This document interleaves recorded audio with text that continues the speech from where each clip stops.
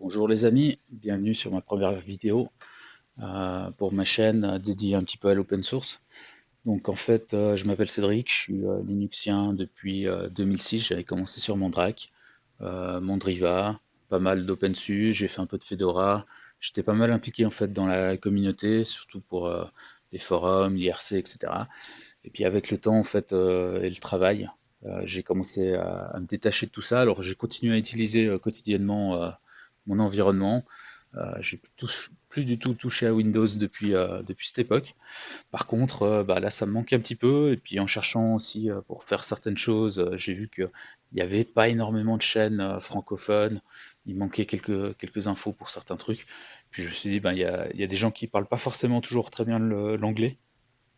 Donc je me suis dit, pourquoi pas faire une petite chaîne. Et puis voilà, on verra ce que ça donne.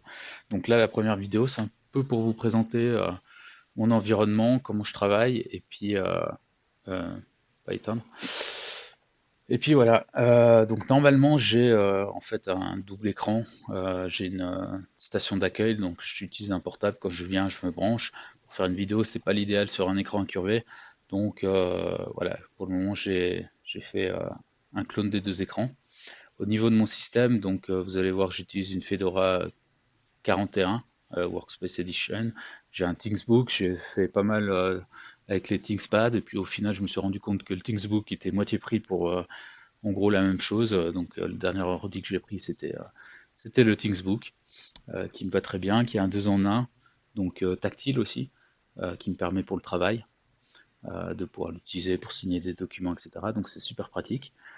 Par contre, ben, j'étais longtemps sur Linux Mint ces dernières années, Linux Mint Debian Edition pour être plus précis, parce que j'aime bien la fiabilité d'un système qui est très stable. Et puis en fait, la prise en charge du tactile était pas top.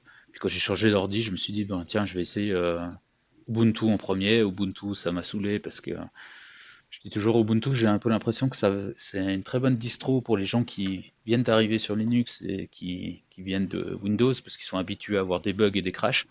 Par contre, moi, ça me plaît pas quoi. Au bout d'un mois, j'ai redésinstallé l'application, enfin désinstallé la distro. Je suis passé sur Fedora que j'ai maintenant d'à peu près, j'irais presque depuis 6 mois et que je suis très content. Donc, je voulais vous faire une petite présentation de ce que j'utilise au quotidien. Donc, vous voyez, j'ai 32 Go de mémoire. J'ai un processeur i5. C'est pas le meilleur, mais ça fonctionne très bien pour mon utilisation. Ok. Donc voilà. Après, j'utilise Wayland avec l'interface GNOME que j'étais plus habitué. J'ai longtemps été sur KDE. Après, sur Linux Mint, j'avais stoppé. Et puis là, je suis revenu. Et en fait, la chose que j'ai bien aimé sur Ubuntu, c'était l'interface. Je trouvais que c'était très agréable. Ça fonctionne bien avec le tactile aussi. Donc voilà. Donc ce que j'ai fait, c'est que j'ai installé, et d'ailleurs pour la petite histoire, j'ai vu qu'ils avaient capture d'écran photo et vidéo. Malheureusement, il n'y a pas de prise en charge, ou du moins j'ai pas trouvé la prise en charge pour l'enregistrement du micro. Donc c'est pour ça que j'ai trouvé cette petite application QA qui fonctionne relativement bien. Par contre, ben, je peux pas cacher ce truc. Alors que je fais des vidéos, principalement par exemple pour mes employés, vu que j'ai deux écrans, je cache ça sur le deuxième écran. Et puis là, si je veux tout vous afficher, j'ai fait un clone de mes écrans, donc on verra tout. Je sais qu'il y a OBS aussi, il y a d'autres logiciels, mais c'est celui que je me suis le moins embêté. Je l'ai installé, il fonctionnait, j'ai dit ok, c'est nickel. Par contre, c'est vrai que l'affichage des secondes a l'air un peu de bugger.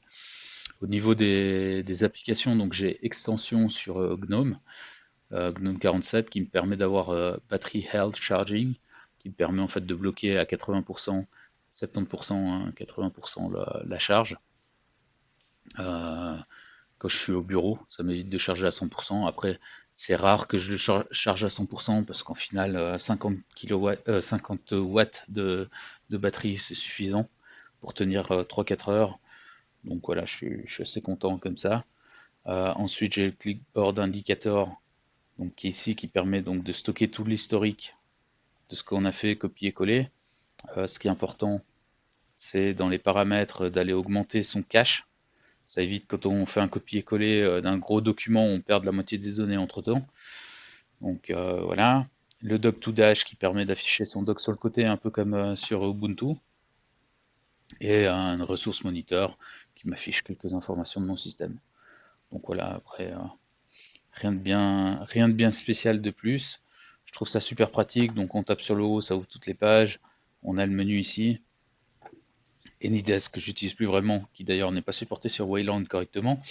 Euh, Très rarement je l'utilisais, mais ça m'arrivait de pouvoir l'utiliser. Bamboo Lab qui s'est installé facile parce que j'ai une imprimante 3D Bamboo.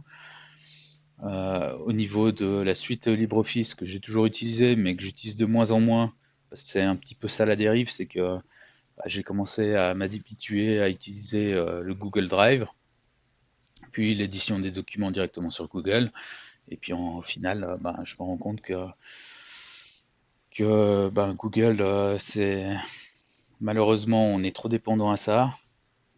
Alors pour la petite histoire, pour rigoler, j'utilisais encore un BlackBerry il y a très peu de temps. Et puis malheureusement, vu que BlackBerry, vous savez que ça n'existe plus, j'aime pas trop le tactile, j'aimais bien mon clavier.